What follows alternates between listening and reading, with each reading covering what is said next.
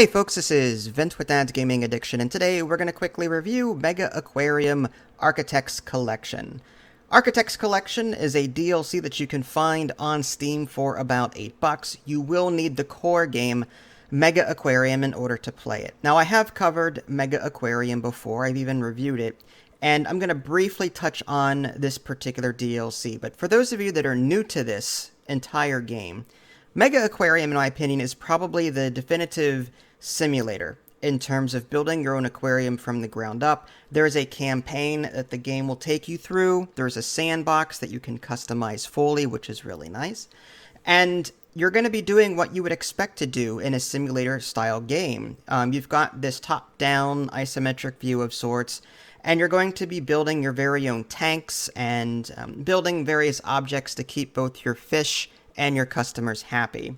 So you'll start in the very beginning with the lowest profile level, unless you set otherwise in your sandbox, or if you're playing the campaign, the game will set it to whatever it's supposed to be. But you've got this prestige rank, and as you continue building things and creating a successful aquarium that all of your visitors are enjoying, you'll increase in prestige.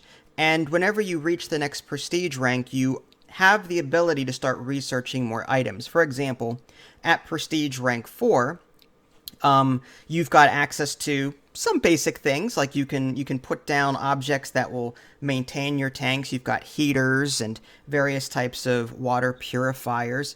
The fish that you have access to, again, you've got a limited number of them at prestige rank 4, but as you level up, you unlock more, which is really cool. At prestige rank 5, you unlock, say, the fuzzy dwarf lionfish. You didn't have that before. The scolding bannerfish, the coral beauty, common starfish, that kind of thing. Or if you're into the more management side of it, chocolate vending machines or one-way gates, various things, nets, decorative items, things that, again, will please both the fish and the customer.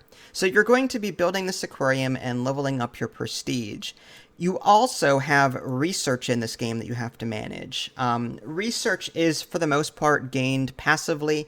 Just build successful tanks and just watch the items in those tanks earn you research automatically over time. Every time a customer views one of your tanks, you'll gain prestige, research, and ecology points. Research will open the door for things like large filters, or large heaters, or protein skimmers, or various types of wall tanks. You start off with like very small tanks, but then you can build better tanks, like deep wall tanks that are larger, that can hold larger fish, or some fish require certain things, so you may have to like research a particular tank in order to get these fish in there.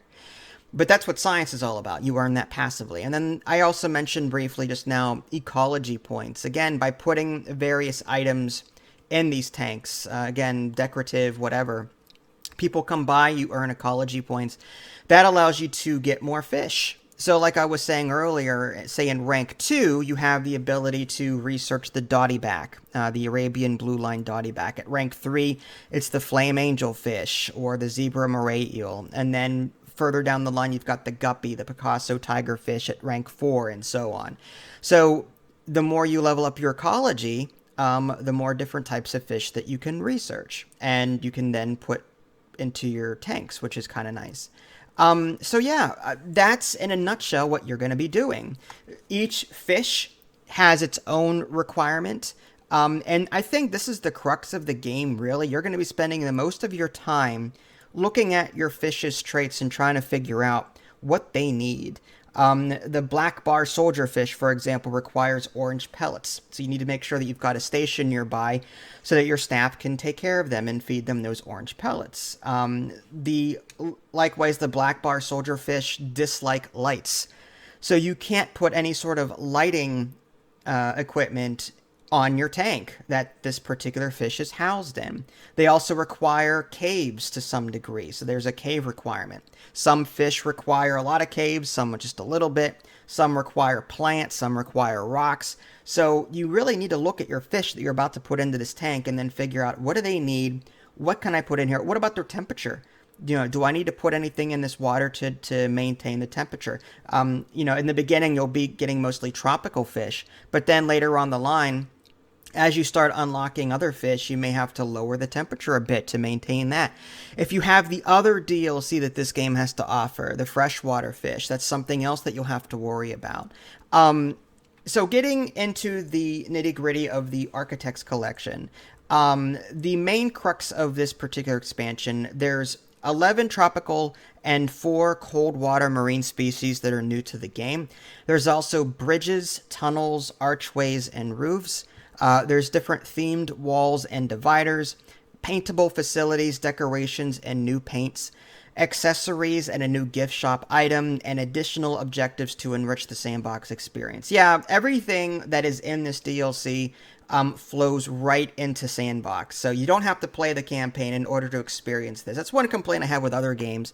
You buy DLC, but you're not far enough in the main campaign to really see the DLC. Well, this game lets you see everything in the Sandbox, no worries. Now, again, if you do choose a lower rank in Sandbox, you'll have to sort of level up your prestige a bit in order to see some of this more advanced stuff. But you can always start a Sandbox at the highest prestige possible and unlock everything if you want to do that.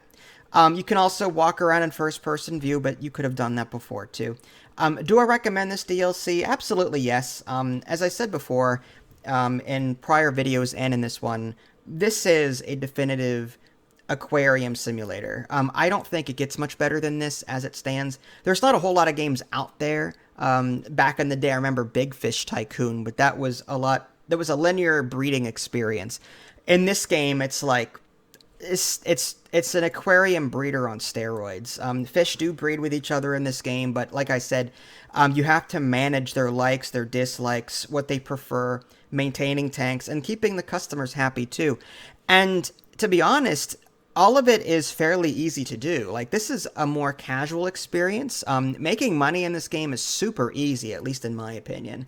I typically have no issues ever earning money. And for those of you casual folks out there that like a casual, aquarium building experience, this is it. Again, from an isometric top-down view, it's not the prettiest game there is, but again, you can zoom the mouse in all the way to eye level and walk around.